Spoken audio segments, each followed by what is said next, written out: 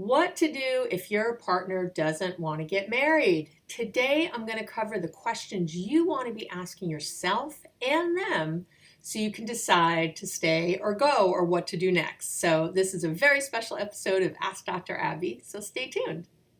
Hello, hello. Welcome back to the podcast. As always, I'm very happy to be here. I'm your host, Dr. Abby Medcalf. I promise not to sing anymore. I do not have a singing voice.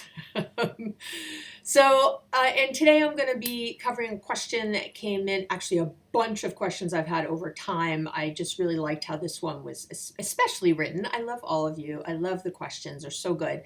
And they were asked in a number of ways, but really they all sounded like this one. So hope even if this wasn't exactly yours, I think I'll be answering it today. And if you haven't yet, follow me on social. Do you know I'm on social? I'm all over social. I'll link to all my handles on Facebook and Twitter and Instagram and all the things and LinkedIn. I'll link to all that in the show notes. And of course, I'm on YouTube and the podcast is now on YouTube, and you can subscribe to my YouTube channel. Would be any of these things. Following me anywhere, subscribing would be a great way to support me. If you're looking for a way to support me because you love me like I love you, that would be really cool. And the things I'm really always looking to put things out that are useful and helpful no matter where it is. So as you know, if you've been listening, I don't do clickbait. I don't do, here's the, you ask something and I tell you, a little piece of it and don't give you all the steps. I give it all to you. So that's what I do. So, my social media is the same way, trying to be helpful, trying to be right there, give you that daily dose of good things. And of course, I have my newsletter. You can sign up for that on the website. Also, I'll link to it in the show notes here, abbymedcalf.com. To, just be inspired every day to be having wonderful relationships. That's what I'm all about. And sometimes it's easy to get off track. So, all right. So let's get to it. So, as I mentioned before, many of you have written in asking about this question, and I'm going to read you again one of them right now. And as always, I change names and identifying information to just keep it as anonymous as possible. And it's really funny. I've done this a few times, and I've had a few people write in and say, "Oh, you answered my question. Thank you so much." So that makes me feel good. Like I'm definitely picking, good questions that a lot of you have asked. So let's do it. And this one says, hi, Abby. I'm so grateful to have found your podcast. Your straightforward, simple, and practical advice is the best I've ever heard. Thank you. I've been with my partner for over 10 years, and we've been engaged for 8. I deeply value marriage, and he tells me this is the best relationship he has ever had. He loves me. He wants to spend his life with me. These are the things he says to her, but he doesn't want to get married because he says he thinks he will feel like he was pressured into getting married. We've been through a lot of growing together over the years. Then she goes on to say that his most current therapist has encouraged him to stand his ground and do this for himself, I guess not get married. Although he tells me that he's working with his therapist to explore the reasons why he's so fearful of marriage. So this is really great. He's been married before, but has been divorced a long time now. And she didn't tell me if she's been married before, so I don't know. I've been loyal, committed, and feel a very good partner, patiently working through many of his communication issues, boundaries, other trauma issues with him. I've worked on myself a lot over the years, and she had mentioned sort of in a personal way, but also through her education, in her job. But I fear my own abandonment trauma keeps me in this relationship. In spite of all this, we have a really good, decent relationship. We've adjusted to each other, they're comfortable together. She says, but I still want to get married and don't feel there is a full commitment from him without this. And she ends with, is it time to cut the cord? We love each other and this is ruining what we do have. I am afraid to leave. Please help. And I'm going to call her Jackie. And again, this is for anyone with this kind of thing, or if you've had someone who isn't committing maybe even just to the next level, like moving in or whatever your next thing is. But I'm going to focus on marriage today, that idea of really this kind of commitment. So first and foremost, for Jackie and anyone going through this, it can really suck. And I just want to send my love and my heart to you. It's this stuff can be really painful. I always say, love can bring out really the best in us, but also our fears and our insecurities. So that can get all tangled up. And okay, so there's a lot of things I want to address here. I want to get right to this. So, let's just jump in. And first things first, is I can never tell people whether to stay or go, obviously. Only you can decide that.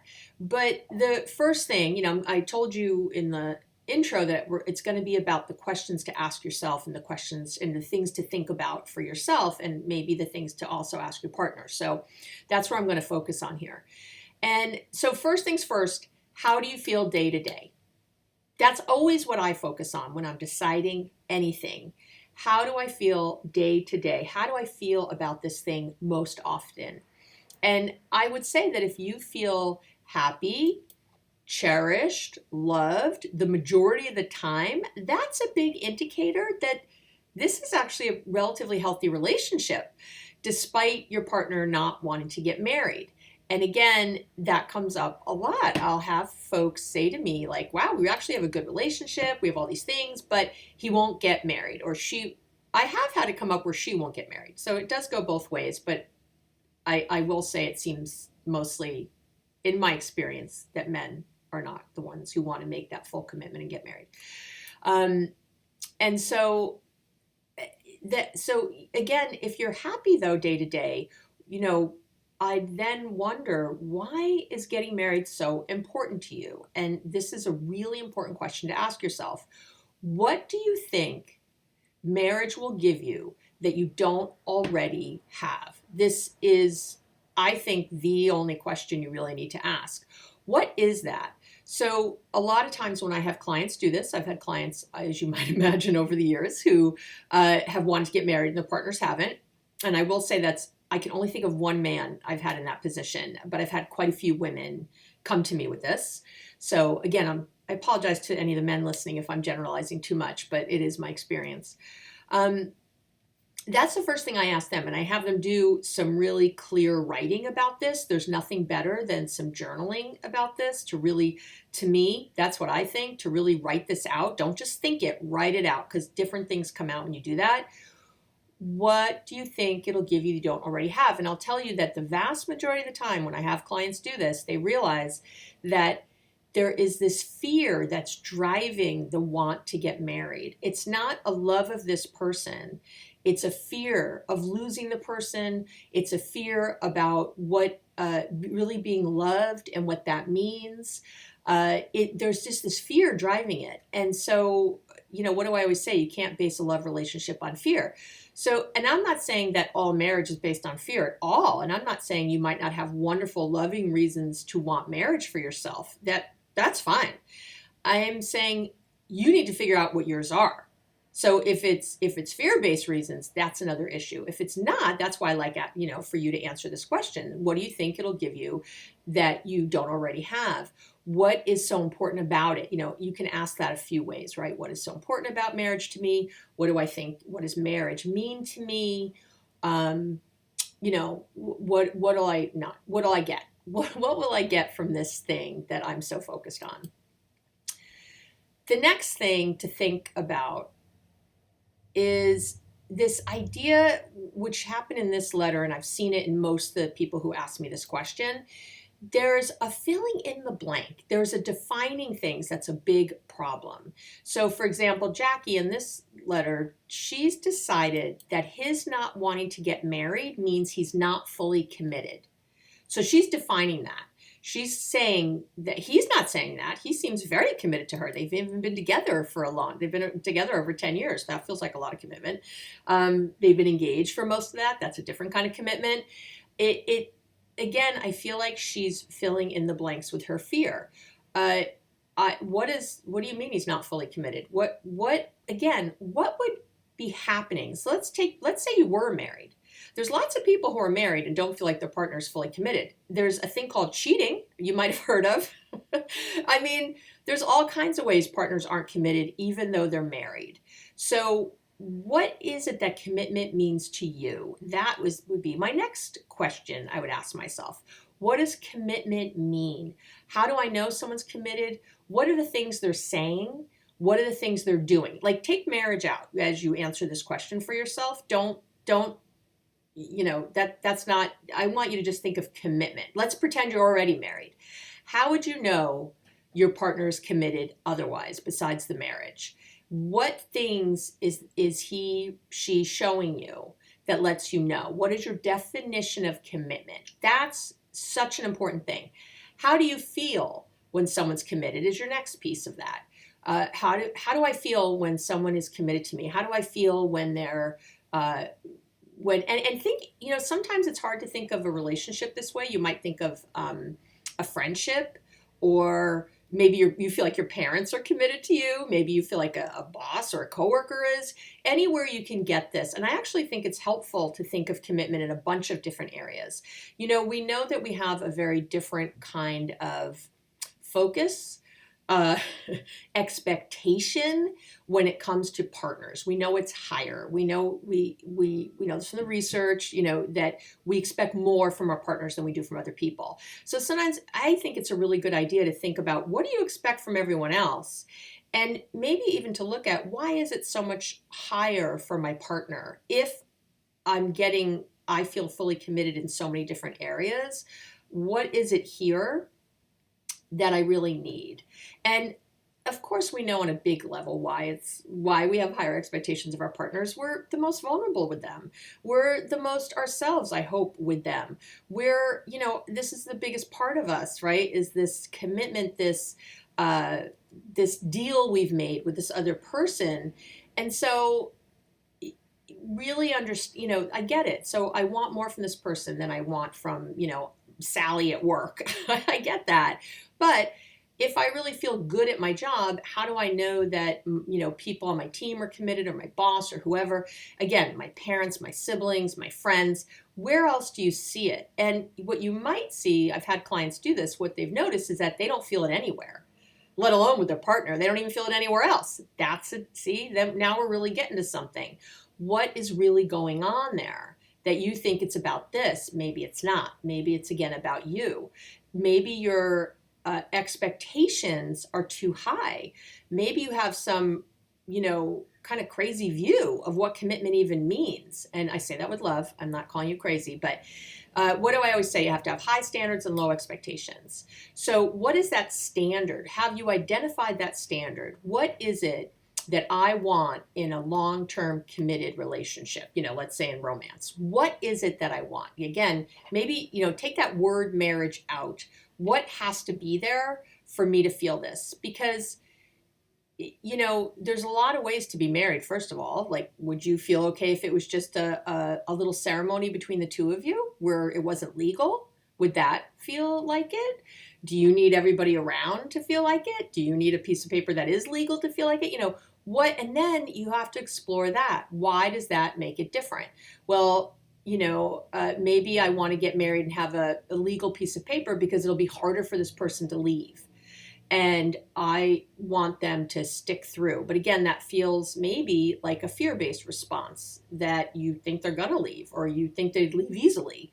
That's a different issue that, frankly, marriage doesn't solve. We know that marriages, about 50% of them in the United States end up in divorce, and that number is much higher for second and third marriages.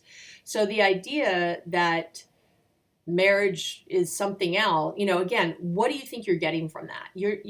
This idea of forever, I think, always has to be off the table. I don't even think of it as forever in my own relationship.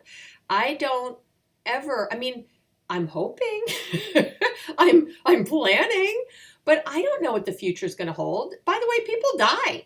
Things happen like that. So, again, what is that I'm expecting or want, and how do I feel now about it? So don't fill in blanks and don't define things for your partner. So if you want, you can ask them, You can ask that question to them. What does, commitment mean to you? How do you see yourself as committed to me? These are wonderful questions to ask to really understand what they're doing or not doing that might be in line or not in line with what you want. I have also found over time when I've had couples talk about marriage, they'll find that their definitions are very different about it.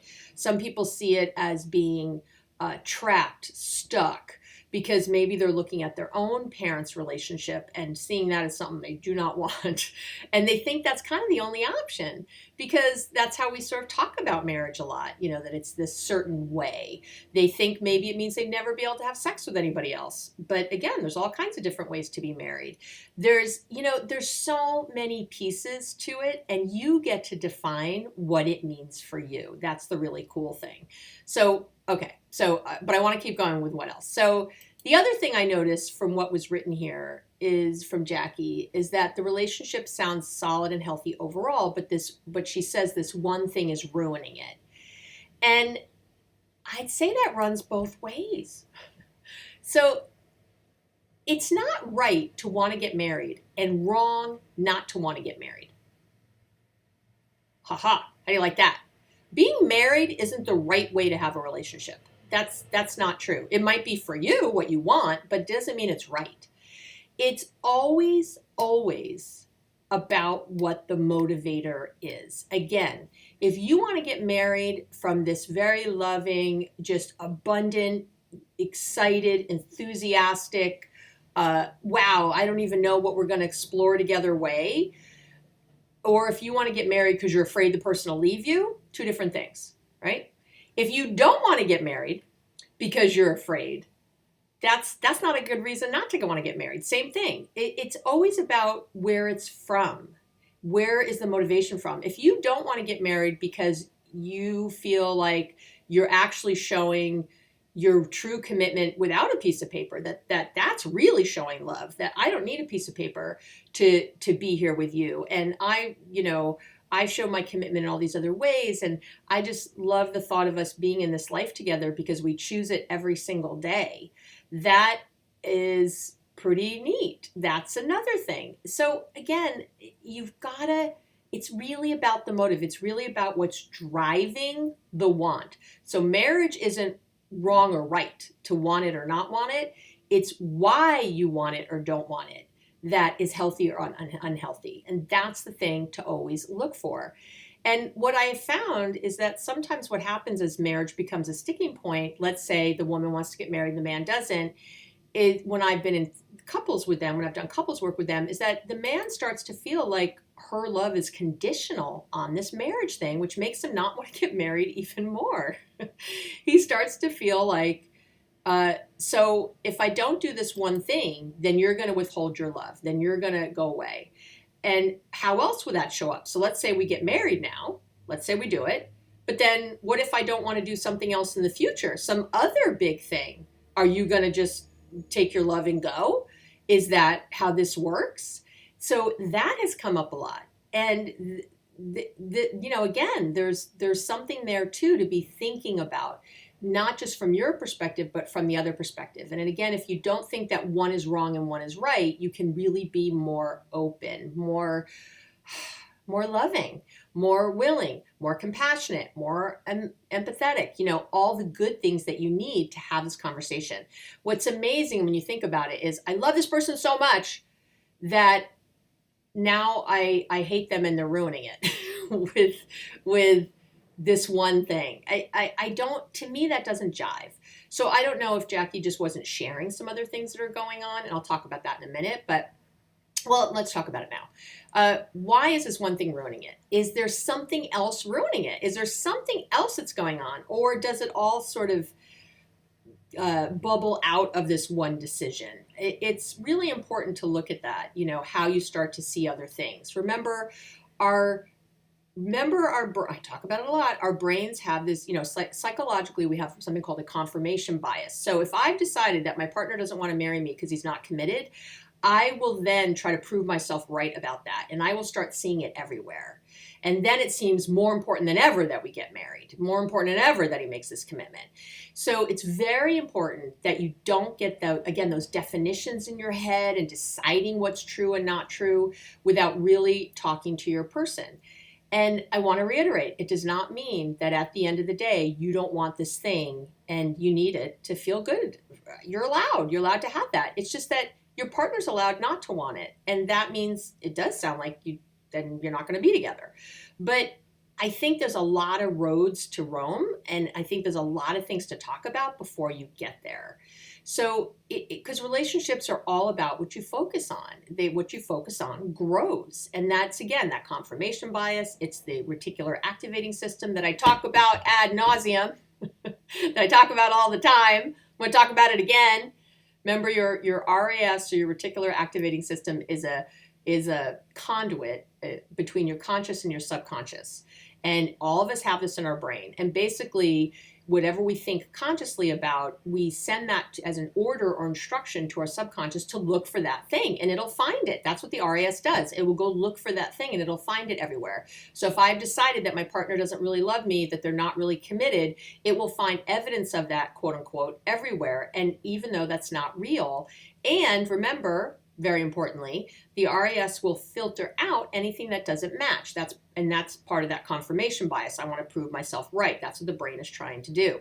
So now when my partner is showing commitment, is showing full love, is showing all the things, I don't even notice it. I'm missing it. So you've got to focus on what you want. You've got to focus on where you want the relationship to be. So I would also then ask I'd ask Jackie, I'd ask you, what conversations have you had about this? And what if you change the conversation from trying to negotiate to instead finding a new solution together? So, I talk about that triangle all the time. If you're in the two bottom parts of the triangle, those two corners, and you're just trying to go on a straight line to have this argument and negotiate. And I always say, make a triangle out of that line. Both of you look up to some point above you that neither of you has even thought about yet. There's a lot of ways to be married. There's a lot of ways to feel like you have someone's full commitment. I had a couple that I worked with, this is a couple years ago now, but I remember it was really great. They had the same issue, and he owned a house, and he put her as a full partner on the deed of the house. He had a thing about marriage, and it wasn't really, I thought, all that healthy, his fear of it, but he really did feel so committed to this woman. They've been together a long time, and a few years, a long time, about 5 years, 5 or 6 years. And when they came to me, and he did these things like putting her fully on as a full partner in the deed on the house. He, made sure she was the beneficiary of his 401. He did all the things, his life insurance. And you know what? She felt great.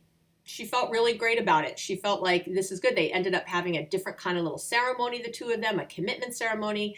They decided actually to do that every year, that they were kind of re-upping with each other all the time. They did this whole thing with it, which I thought was so creative, so amazing. But that idea of him putting her on the deed came out of our conversations like this, asking these questions, doing this, because for her, it really was about the security of her future and really feeling like she couldn't, that they were building something together.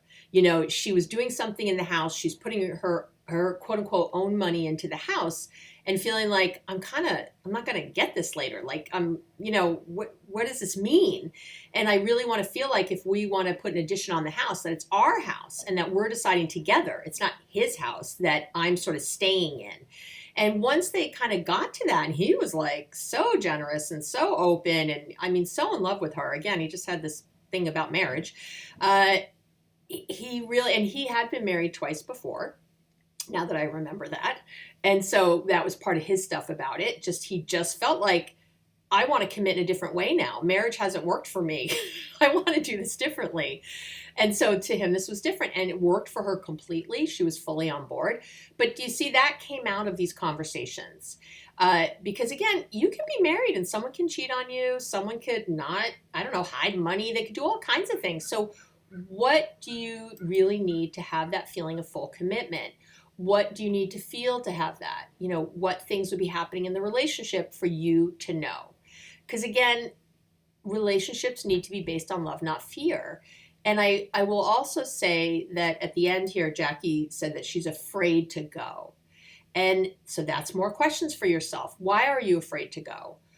Are you afraid of being alone? Are you afraid of never being loved by anyone else? Are you, what is it that has you so afraid? Sometimes I think a thing that comes up a lot is sometimes people feel like, I've put all this time into this relationship, years of myself, years of work. It's going to be wasted if I leave. And no, it won't. It is never, ever, ever a waste of time to love someone. I'm going to say that again. It is never, ever, ever a waste of time to love someone. It's never a waste of time to learn who you are in a relationship. It's never a waste of time to grow. It's never a waste of time. Everything we learn our next step from this step. That's how that happens. And sometimes we have to be in relationships that don't work to learn what does work. It's very, no one would get on the tennis court and think they could be Serena Williams first time out. But people think that with love. It's a practice. You gotta work on it. It's hard to know. It's hard to be perfect. Well, you're never perfect, but you know what I mean. It's hard to be great at relationships when you have no experience at them. And that's what happens over time. So every time you fall in love, every time you are with someone, every time you do this work, just look at yourself and be better. Learn more, love more. Don't be afraid of love. Love is a wonderful thing. It is not to be feared. It's never a waste. It's always great to love. So think of that in this relationship. What have you learned? If it's time to leave, it might be time to leave. Again, out of love for yourself, out of love for your needs. And by the way, sometimes we get to a point where we feel like we need to leave, and it is kind of from a fear-based response. Okay, it's from a fearful place, not a love place. But sometimes you go anyway, and that's okay too. I don't ever want you to feel like you're trapped because you're not doing it the healthy, perfect way. That's not how life works. It's okay, and have some compassion. Have some empathy for yourself, and get to the next place and see if you can do it better the next time. That's all you can do with that. And just overall, I want to wrap up here, but I want to overall just say, I want you to focus on what you do want, not what you don't want, whatever relationship you're in. I want you to focus on your day-to-day feelings, getting your day-to-day needs met. Is that happening overall? Not perfectly, not 100%, because our partners are not robots. But does it feel good? Do I feel satisfied day to day? Yeah, there's bumps, there's ups and downs, but mostly do I feel satisfied? That's really, to me, what it's all about. And the rest of it is the rest of it. Having kids, getting married, buying a house, whatever that is. But come back to you and this person, just that relationship, that one-to-one. How is that? How do I feel there? That's really how you always answer these questions. Okay, that's it for today. I am very excited to have answered that question. It's come up a lot, and I'm really feeling good about everything I just laid out there for you. If you have a question that you would like answered on a future episode, you can email me at abby@abbymedcalf.com.